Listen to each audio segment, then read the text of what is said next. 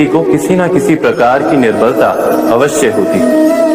जैसे कोई बहुत तेजी से दौड़ नहीं पाता तो कोई अधिक भार नहीं उठा पाता, कोई असाध्य रोग से पीड़ित रहता है तो कोई पढ़े हुए पाठों को स्मरण में नहीं रख पाता। ऐसे अनेकों उदाहरण और भी हैं। क्या आप किसी ऐसे व्यक्ति को जानते हैं जिसे सब कुछ प्राप्त हो और हम जीवन की उस एक निर्बलता को जीवन का केंद्र मानकर जीते हैं? इस कारणवश हृदय में दुख और असंतोष रहता है सदा। निर्बलता मनुष्य को जन्म से अथवा संजोग से प्राप्त होती है, किंतु उस निर्बलता को मनुष्य का मन अपनी मर्यादा बना लेता है। किंतु कुछ व्यक्ति ऐसे भी होते हैं जो अपने पुरुषार्थ और श्रम से उस निर्बलता को पराजित कर देते हैं। क्या भेद है उनमें और अन्य लोगों में? क्या आपने कभी विचार किया है? सरल सा उत्तर है इसका। जो व्यक्ति निर्बलता से पराजित नहीं होता, जो पुरुषार्थ करने का साहस रखता है हृदय में, वो निर्बलता को पार कर जाता है। अर्थात निर्बलता अवश्य ईश्वर देता है, किंतु मर्यादा मनुष्य का मन ही निर्मित करता है। स्वयं विचार कीजिए।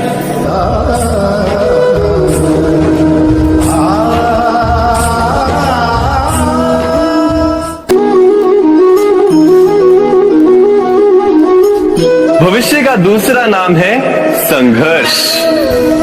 हृदय में आज इच्छा होती है और यदि पूर्ण नहीं हो पाती तो हृदय भविष्य की योजना बनाता है।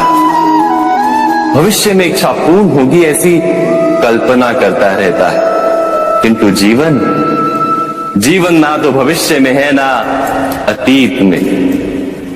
जीवन तो इस क्षण का नाम, अर्थात इस क्षण का अनुभव ही जीवन का अनुभव। और हम ये जानते हुए भी इतना सा सत्य समझ नहीं पाते। या तो हम बीते हुए समय के स्मरणों को घेर कर बैठे रहते हैं, या फिर आने वाले समय के लिए हम योजनाएं बनाते रहते हैं। और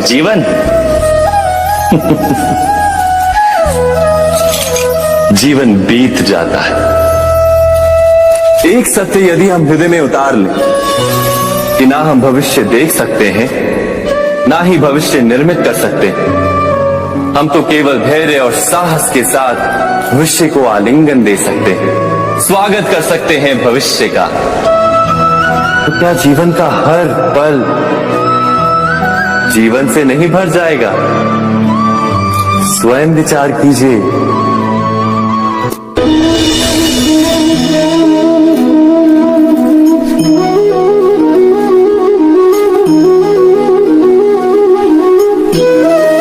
ज्ञान प्राप्ति सदा ही समर्पण से होती है, ये हम सब जानते हैं। किंतु समर्पण का वास्तविक महत्व क्या है? क्या हमने कभी विचार किया? मनुष्य का मन सदा ही ज्ञान प्राप्ति में विभिन्न बाधाओं को उत्पन्न करता है। कभी किसी अन्य विद्यार्थी से ईर्ष्या हो जाती है, कभी पढ़ाए हुए पाठों पर संदेह जमता है, और कभी गुरु द्वारा दिया गया दंड मन को अहंकार से भर देता है। नहीं, क्या ऐसा नहीं होता? न जाने कैसे कैसे विचार मन को भटकाते हैं, और मन की इसी अयोग्य स्थिति के कारण हम ज्ञान प्राप्त नहीं कर पाते। मन की योग्य स्थिति केवल समर्पण से निर्मित होती है। समर्पण मनुष्य के अहंकार का नाश करता है, ईर्ष्या, महत्वाकांक्षा आदि भावनाओं को दूर कर हृदय को शांत करता है और मन को एकाग्र करता है। वास्तव में ईश्वर की सृष्टि में ना ज्ञान की मर्यादा है, ना ज्ञानियों की। गुरु दत्तात्रेय ने तो गाय और श्वान से भी ज्ञान प्राप्त कर लिया था। अर्थात विषय ब्रह्म ज्ञान का हो या जीवन के ज्ञान का या गुरुकुल में प्राप्त होने वाले ज्ञान का, उसकी प्राप्ति के लिए गुरु से अधिक महत्व है उस गुरु के प्रति हमारा समर्पण। क्या ये सत्य नहीं?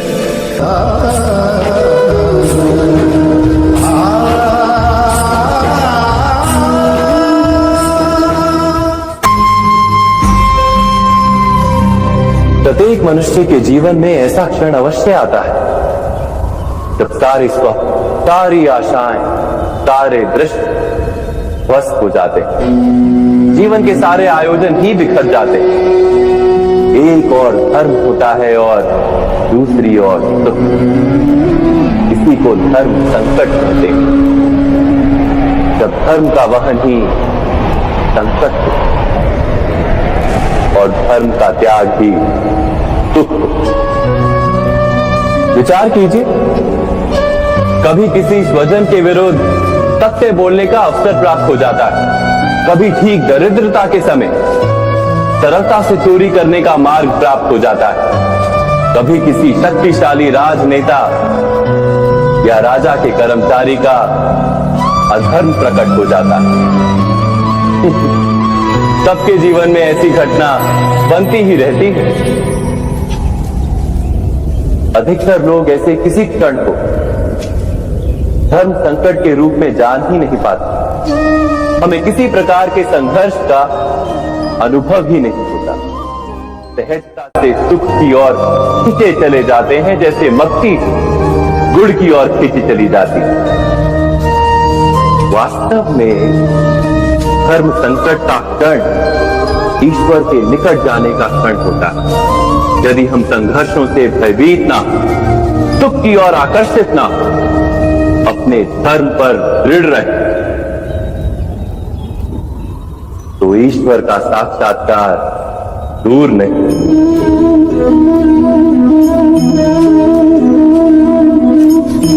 पवन से युद्ध करने वाला पत्ता यदि पेड़ से गिरता है तो भी आकाश की ओर उठता है।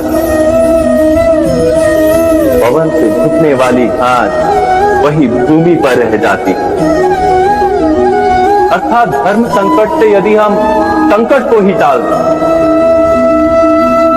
सुख तो मिलता है, जीवन बढ़ता है, किंतु क्या चरित्र नहीं टूटता? क्या आत्मा दरिद्र नहीं हो जाती? क्या ईश्वर से अंतर नहीं हो जाता? स्वयं विचार कीजिए। दो व्यक्ति जब निकट आते हैं तो एक दूसरे के लिए सीमाएं और मर्यादाएं निर्मित करने का प्रयत्न अवश्य करते हैं।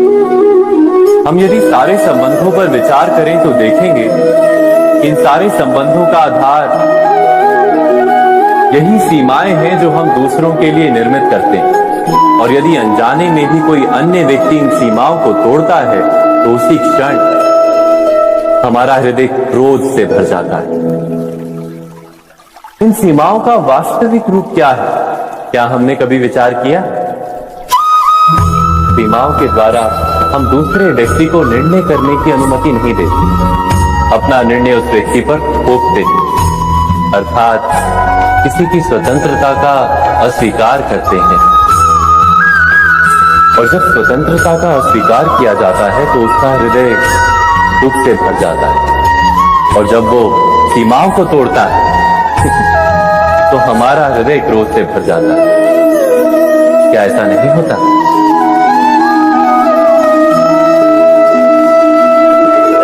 पर यदि एक दूसरे की स्वतंत्रता का सम्मान किया जाए तो किसी मर्यादाओं या सीमाओं की आवश्यकता ही नहीं होती। अर्थात जिस प्रकार स्वीकार किसी संबंध का देह है, क्या वैसे ही स्वतंत्रता किसी संबंध की आत्मा नहीं? स्वयं विचार कीजिए। सबके जीवन में ऐसा प्रसंग अवश्य आता है कि सत्य कहने का निश्चय होता है हृदय में, किंतु मुख से सत्य निकल नहीं पाता। कोई भय मन को घेर लेता है। किसी घटना अथवा प्रसंग के बारे में बात करना या फिर स्वयं से कोई भूल हो जाए उसके बारे में कुछ बोलना, क्या ये सत्य है? नहीं, ये तो केवल तथ्य है। अर्थात जैसा हुआ था वैसा केवल बोल देना सामान्य सी बात है। किंतु कभी कभी उस तथ्य को बोलते हुए भी भय लगता है। कदाचित किसी दूसरे की भावनाओं का विचार आता है मन। दूसरे को दुख होगा ये भय भी शब्दों को रोकता है। तो ये सत्य क्या है? क्या हमने कभी विचार किया है? जब भय रहते हुए भी कोई तथ्य बोलता है तो वो सत्य कहलाता है। वास्तव में सत्य कुछ और नहीं, केवल निर्भयता का दूसरा नाम। और निर्भय होने का कोई समय नहीं होता, क्योंकि निर्भयता आत्मा का स्वभाव है। अर्थात क्या प्रत्येक क्षण सत्य बोलने का क्षण नहीं होता?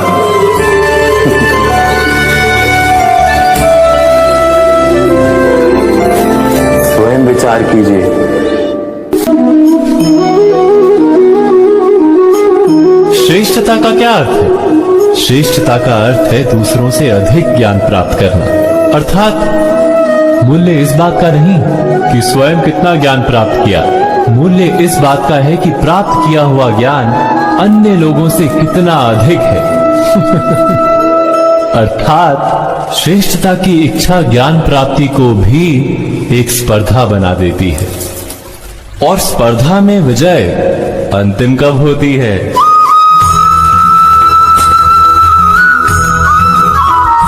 कुछ समय के लिए तो श्रेष्ठ बना जा सकता है, किंतु सदा के लिए कोई श्रेष्ठ नहीं रह पाता।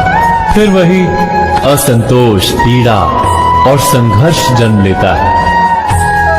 किंतु श्रेष्ठ बनने के बदले यदि उत्तम बनने का प्रयत्न करें तो क्या होगा?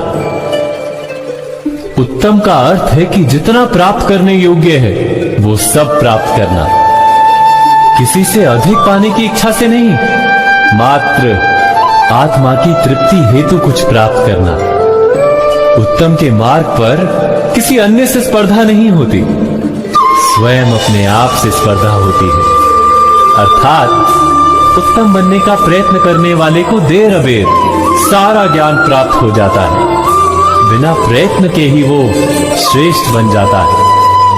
किंतु जो श्रेष्ठ बनने का प्रयत्न करता है वो श्रेष्ठ बने या ना बने, उत्तम कभी नहीं बन पाता।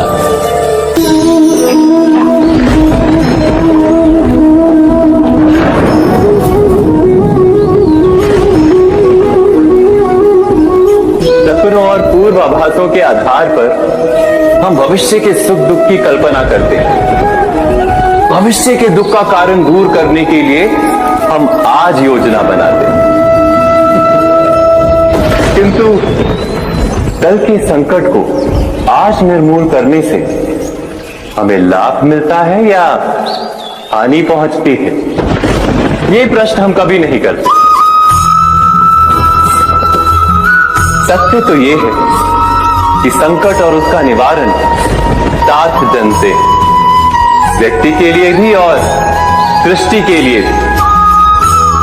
नहीं, आप अपने भूतकाल का स्मरण कीजिए, इतिहास को देखिए, आप तुरंत ही ये जान पाएंगे कि जब जब संकट आता है तब तब उसका निवारण करने वाली शक्ति भी जन्म लेती है। यही तो जगत का चलन है। वस्तुतः संकट ही शक्ति के जन्म का कारण है। प्रत्येक व्यक्ति जब संकट से निकलता है तो एक पद आगे बढ़ा होता है, अधिक चमकता है, आत्मविश्वास से अधिक भरा होता है, न केवल अपने लिए अपितु विश्व के लिए भी। क्या ये सत्य नहीं?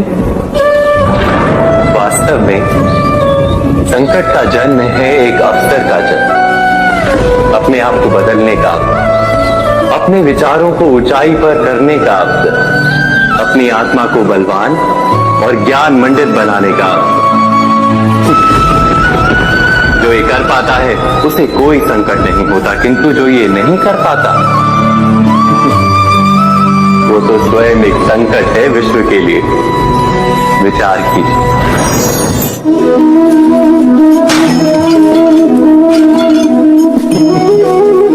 स्वयं विचार कीजिए।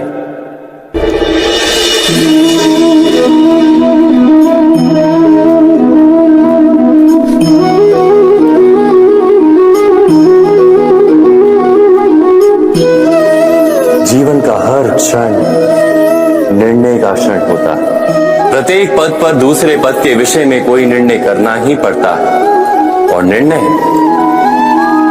निर्णय अपना प्रभाव छोड़ जाता है। आज किए गए निर्णय भविष्य में सुख अथवा दुख निर्मित करते हैं, ना केवल अपने लिए, अपने परिवार के लिए भी, आने वाली पीढ़ियों के लिए भी।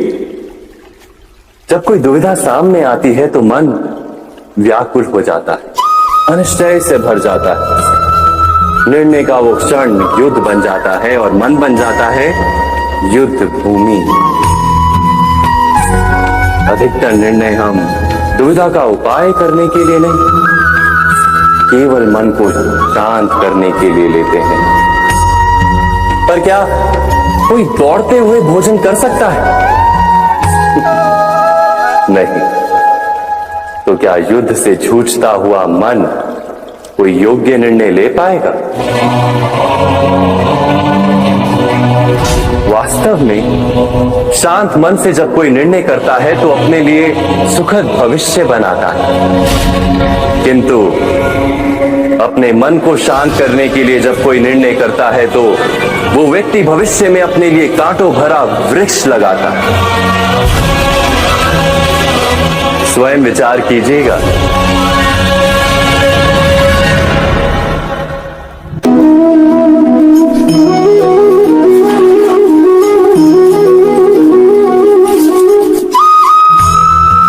जीवन में आने वाले संघर्षों के लिए जब मनुष्य स्वयं को योग्य नहीं मानता, जब उसे अपने ही बल पर विश्वास नहीं रहता, तब वो सद्गुणों को त्याग कर दुर्गुणों को अपनाता है।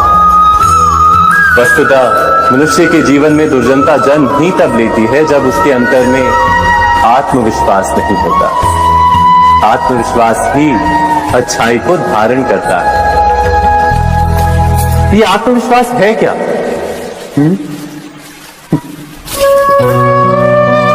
जब मनुष्य ये मानता है कि जीवन का संघर्ष उसे दुर्बल बनाता है, तो उसे अपने ऊपर विश्वास नहीं रहता।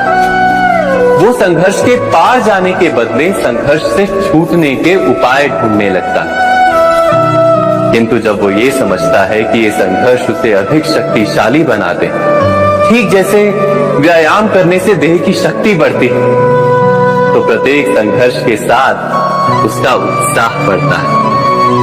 अर्थात आत्मविश्वास और कुछ भी नहीं, मन की स्थिति, जीवन को देखने का दृष्टिकोण मात्र है। और जीवन का दृष्टिकोण तो मनुष्य के अपने वश में होता है।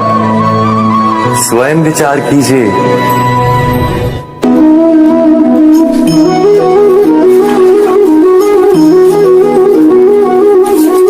पिता सदा ही अपने संतान के सुख की कामना करते हैं, उनके भविष्य की चिंता करते रहते हैं। इसी कारणवश सदा ही अपने संतानों के भविष्य का मार्ग स्वयं निश्चित करने का प्रयत्न करते रहते हैं। जिस मार्ग पर पिता स्वयं चला है, जिस मार्ग के कंकर पत्थर को स्वयं देखा है, मार्ग की छाया, मार्ग की धूप को स्वयं जाना है, उसी मार्ग पर उसका पुत्र भी चले, यही इच्छा रहती है हर पिता की।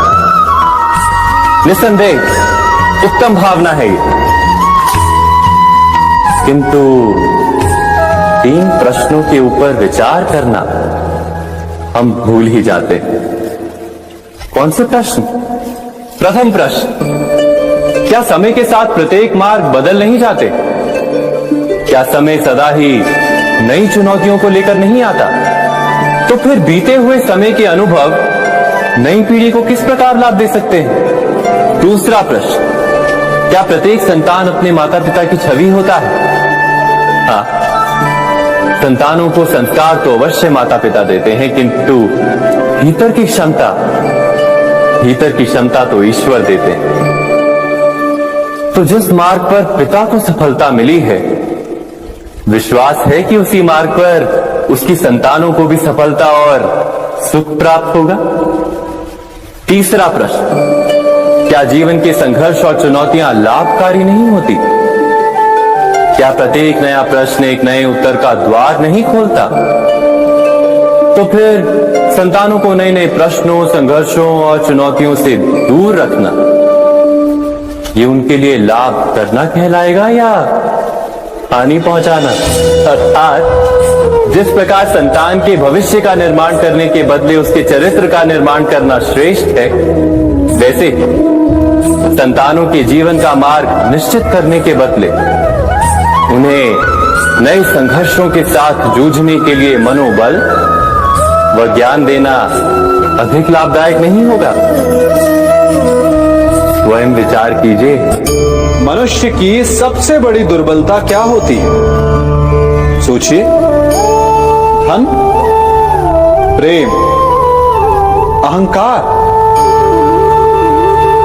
मनुष्य की सबसे बड़ी दुर्बलता होती है उसके रहस्य। चाहे आप कितने भी शक्तिशाली क्यों ना हो, कितने भी प्रबल क्यों ना हो, परंतु उसके रहस्य उसके नाश की चाबी होती है। इसलिए यदि प्रबल रहना है, शक्तिशाली रहना है, समर्थ रहना है, तो अपने रहस्य को किसी को भी ना बताए, ना मित्र को और ना ही शत्रु को, क्योंकि समय पड़ने पर कब कौन शत्रु हो जाए ऐसा कहना संभव नहीं। विभीषण को रावण के अमृत कुंड का ज्ञात था, इसीलिए प्रभु श्री राम रावण का वध करने में सफल हो सके। इसलिए उचित यही है कि आप अपने रहस्य को स्वयं तक ही सीमित रखें। मनुष्य जीवन की परीक्षा में सफल होने के लिए क्या नहीं करता? वो परिश्रम करता है, दौड़ भाग करता है, और ये सब करने के पश्चात भी जब उसका काम नहीं बनता तो वो नकल करता है ना? तनिक लौटिए अपने बचपन में, स्मरण कीजिए अपने बचपन की स्मृतियों का। क्या स्मरण हुआ? विद्यालय में जब आप परीक्षा देने जाते थे तो क्या होता था? आप ना सही परंतु कोई ना कोई सफलता पाने के लिए नकल करता ही था और उत्तीर्ण भी हो जाता था, है ना? परंतु जीवन की परीक्षा ऐसी नहीं होती। नकल करने वाला सफल नहीं होता। कारण विद्यालय में सबके प्रश्न पत्र एक होते थे, परंतु जीवन के प्रश्न पत्र और उनकी कठिनाई सबके लिए भिन्न होती, तो निश्चित रूप से उनके उत्तर भी भिन्न होंगे ना। इसलिए यदि आपको जीवन में सफलता पानी है तो नकल ना कीजिए, स्वयं के प्रश्नों का उत्तर स्वयं ढूंढिए और सफलता आपकी ही होगी। मनुष्य का जीवन हार और जीत, विजय और पराजय, सफलता और असफलता के मध्य झूलता रहता है। आपके साथ भी ऐसा होता होगा, है ना? जब आप सफल होते हैं, किसी चुनौती पर विजय पाते हैं, तो मन प्रसन्नता से आनंद के उपवन में झूमने लगता है, और जब आप असफल होते हैं तब मन दुख और पीड़ा के सागर में डूबने लगता है। परंतु वास्तव में सफलता और असफलता है क्या? तनिक ध्यान से सोचिए। ये केवल हमारी मनोस्थिति मात्र है। हमारी पराजय तब नहीं होती जब हमारा शत्रु विजय प्राप्त कर ले। हमारी पराजय तब होती है जब हम पराजय स्वीकार करें। हम असफल तब नहीं होते जब हम लक्ष्य न पा सके। हम असफल तब होते हैं जब हम प्रयास करना बंद कर दें। इसलिए प्रयास करते रहें और हार ना माने, क्योंकि जिस दिन आप हार स्वीकारना बंद कर देंगे, जीत आपके चरणों में होगी। अब सबने बरगद के वृक्ष को तो देखा ही होगा। क्या आपको ज्ञात है बरगद के वृक्ष के बीज का आकार राई से भी छोटा होता है, परंतु बरगद का वृक्ष संसार के महाकाय वृक्षों में जाना जाता है। जब उसका जन्म होता है तब उसमें वो जटाएं, वो शाखाएं नहीं होती, परंतु जैसे जैसे उसका विस्तार होता है, जैसे जैसे वो अधिक शाखाओं का भार उठाता है, अधिक पत्तियों का सृजन करता है, वैसे वैसे उसकी शाखाएं जटाएं बनकर जड़ तक पहुंचती है और इस वृक्ष को सहारा देती है। ये जीवन का बहुत महत्वपूर्ण पथ है। बिना लोभ लालच शुभ कार्य करें, अन्य लोगों की सहायता करें।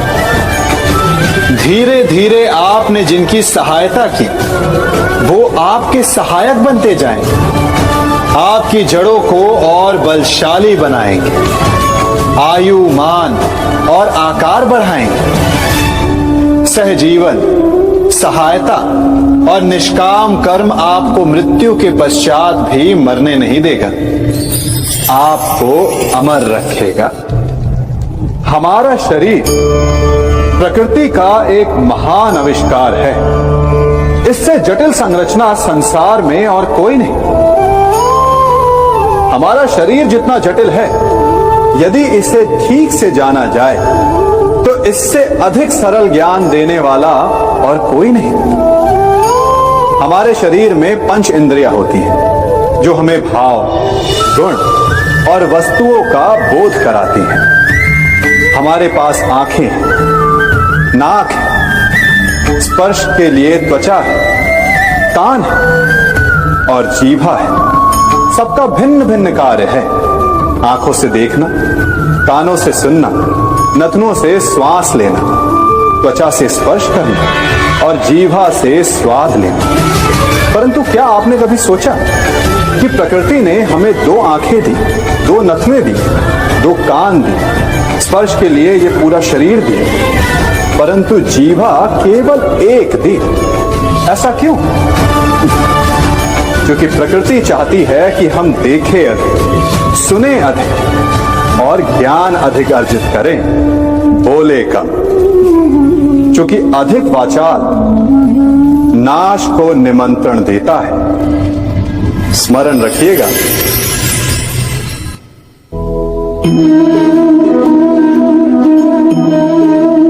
ये सदा यही कहते आए कि यदि आगे बढ़ना है तो अपनों का साथ दो। सत्य कहते हैं, अपनों का साथ देना ही चाहिए, परंतु साथ देने से पूर्व ये अवश्य पहचान लेना चाहिए कि अपने हैं कौन। क्या अपने वही होते हैं जिनके साथ हमारा रक्त संबंध होता है, या अपने मित्र? अपने वो होते हैं जो हमें सद्कार्य के लिए प्रेरित करें, हमें आगे बढ़ाएं, हमारा साथ दें।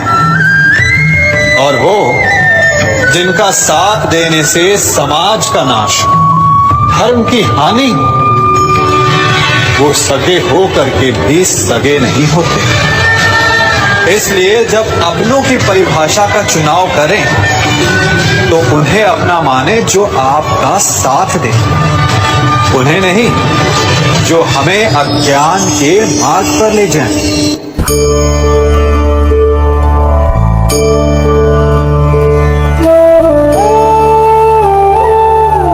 आप जिनसे प्रेम करते हैं सदा उनके समीप रहना चाहते हैं, नहीं चाहते कि कभी अपनों से दूर होना पड़े, बिछड़ना पड़े। परंतु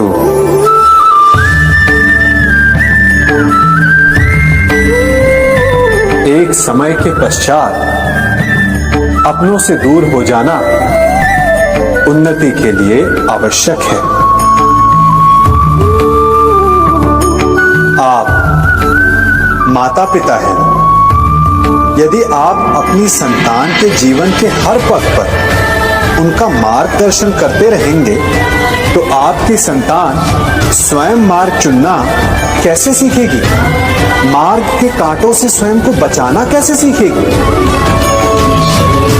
इसीलिए एक समय के पश्चात अपनों से बनाई गई दूरी सदा लाभदायक रहती है। आज मैं आप सबको एक कथा सुनाता हूं।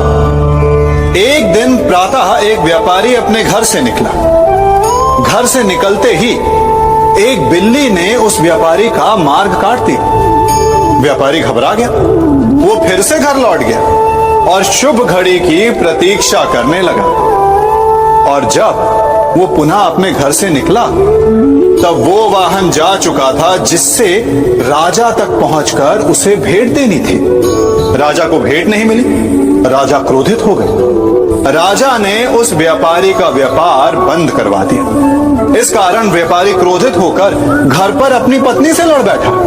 पत्नी अपने बच्चों समेत मैके वापस चली गई और उस व्यापारी के जीवन में यदि कुछ रह गया था तो केवल अंधकार।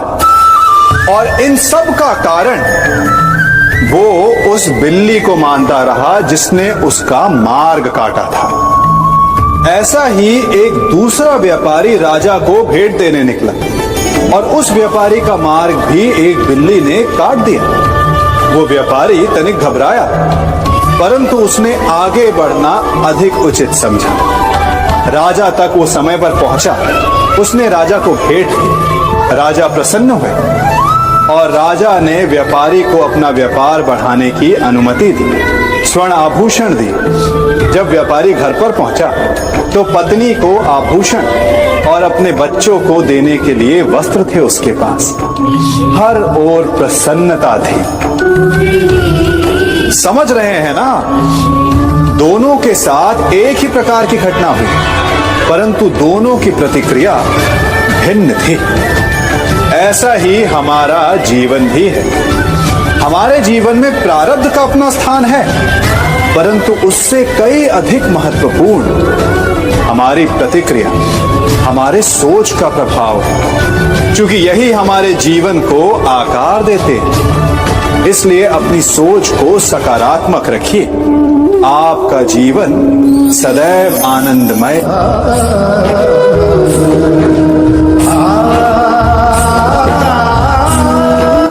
हम सभी अपने जीवन में कोई ना कोई कार्य करते हैं। कार्य करते हैं तो थकान की अनुभूति होती है और यदि थकान ना उतरे तो कार्य करने का मन नहीं करता।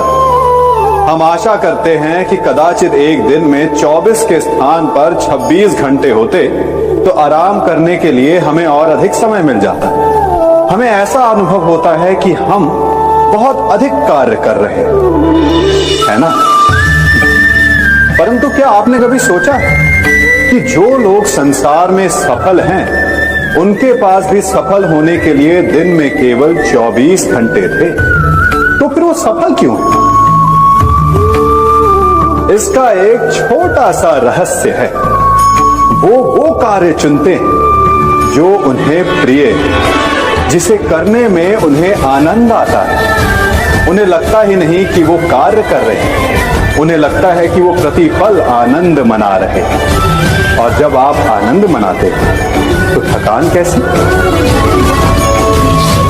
इसलिए यदि आप जीवन में कोई भी कार्य करें तो वो आपके मन को भाना चाहिए, या जो कार्य आप कर रहे हैं उसे अपने मन को भा देने दो। सफलता आपको मिलेगी। कभी सोचा है हमारा जीवन भी उस रेत की घड़ी की भांति है? जो रेत नीचे गिर चुकी है वो हमारा अतीत है, जो अब भी ऊपर है वो हमारा आने वाला भविष्य है, और वर्तमान ये संकुचित स्थल है जहां से धीरे धीरे करके रेत गिर रही है। अर्थात हमारे पास जीने के लिए यही एक क्षण है। उसका उपयोग कैसे करना है ये हम पर निर्भर करता है। जो बीत गया उसका दुख मनाना है, या जो भविष्य में होने वाला है उसकी प्रतीक्षा में क्रोध करना है। सब कुछ करने के लिए यही एक क्षण है। प्रसन्न रहना है तो उसके लिए भी यही एक पल है। प्रतीक्षा करते रहोगे तो ये पल भी भूतकाल में बदल जाएगा। इसलिए आनंद के लिए, परोपकार के लिए प्रतीक्षा ना कीजिए। आपके पास जो पल है उनका भरपूर सदुपयोग कीजिए, क्योंकि इस घड़ी को पलटकर आप फिर से समय अवश्य गिन सकते हैं, परंतु अपना बीता हुआ समय आप वापस नहीं लौटा पाए। मनुष्य भी बड़ा विचित्र प्राणी है। अपनों से नीचे के स्तर के लोगों को वो हे दृष्टि से देखता है, उनका उपहास उड़ाता है, उनसे बार बार कहता है कि तुम्हारा कुछ नहीं हो सकता, तुम भविष्य में कुछ नहीं कर पाओगे। जब मनुष्य के पास धन, संपत्ति, मान होता है तो वो दूसरों का आदर नहीं करता, परंतु वो एक बात भूल जाता है कि उससे भी अधिक शक्तिशाली कोई अस्तित्व में है, और वो है समय। काल काल अपना चक्र कब बदलेगा ये कोई नहीं जानता। समय अपनी करवट कब लेगा ये कोई नहीं जानता। कोयला भी समय के साथ साथ हीरे में परिवर्तित हो जाता है। इसलिए जीवन में कभी भी किसी का भी उपहास नहीं उड़ाना चाहिए।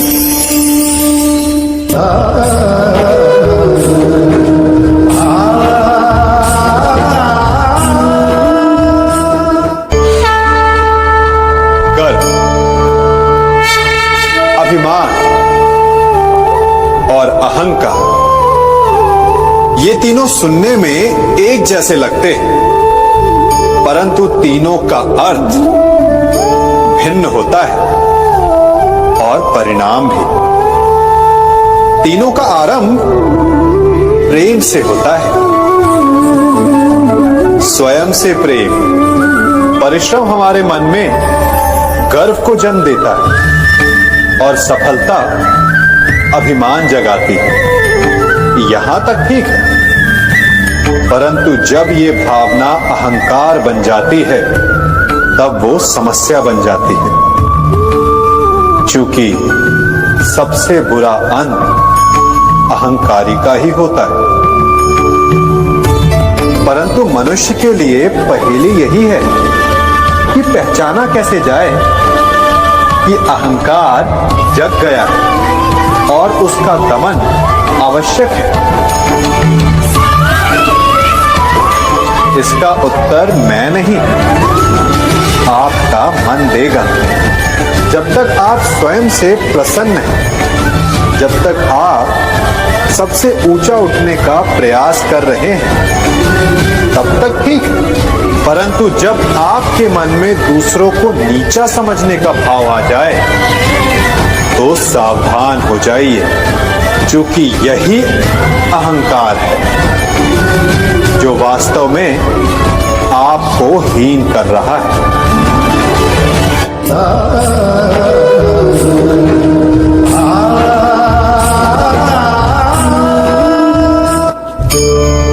आज मैं आप सबको एक कहानी सुनाता हूं। एक दिन गोकुल में दो व्यापारी आए। एक व्यापारी शहद का था, बड़ा मीठा शहद था उसका, परंतु वो गोकुल में टिक नहीं पाया। उसके व्यापार ने घाटा खाया और शीघ्र ही वो गोकुल छोड़कर चला गया। और दूसरा व्यापारी मिर्च का था। पहले दिन वो एक पोटली लाया और दूसरे ही दिन वो पूरी बैलगाड़ी भर कर लाया। और धीरे धीरे पूरी मथुरा में उसकी धाक जम गई। मुझे बड़ा आश्चर्य हुआ, तो मैंने बाबा से पूछा कि ऐसा क्यों कि एक मीठे शहद का व्यापारी कंगाल हो गया और एक मिर्च का व्यापारी धीरे धीरे नगर सेठ बन गया। बाबा मुस्कुराए और उन्होंने कहा कि मीठी बोली बोलने वाले की तीखी मिर्च भी बिक जाती है, और जो कड़वी बोली बोलता है उसका मीठा शहद भी नहीं बिकता। वाह, कितने उत्तम विचार हैं उनके, और उचित ही है। मनुष्य अपने जीवन में सदैव अपने वचनों से उठता है और अपने वचनों से ही गिरता है। इसलिए अपने जीवन में सदैव मीठी बोली बोलने का प्रयास कीजिए, आपका जीवन सरल हो जाएगा। मनुष्य की सबसे बड़ी दुर्बलता क्या होती है? सोचिए। धन, प्रेम, अहंकार। मनुष्य की सबसे बड़ी दुर्बलता होती है उसके रहस्य। चाहे आप कितने भी शक्तिशाली क्यों ना हो, कितने भी प्रबल क्यों ना हो, परंतु उसके रहस्य उसके नाश की चाबी होती है।